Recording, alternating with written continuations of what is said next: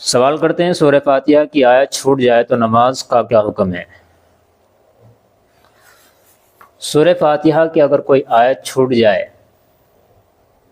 انسان ہے، کچھ بھی ہو سکتا ہے، اور سہو تو اس کی گھٹی میں پڑا ہوا ہے، اس سے بھول ہوتی ہے ضرور کہیں نہ کہیں پر،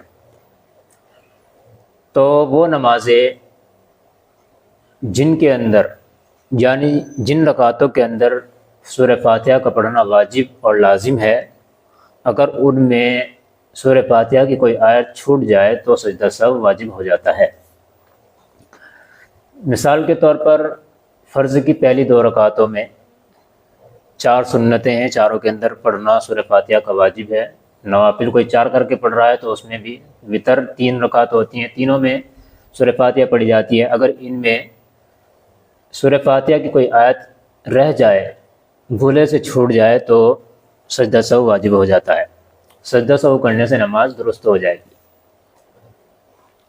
اور فرض کی آخری 2 رکعتیں اگر ان میں سورہ فاتحہ کی کوئی آیت رہ جائے تو سجدہ سہو واجب نہیں ہوا کرتا، نماز ہو جائے گی،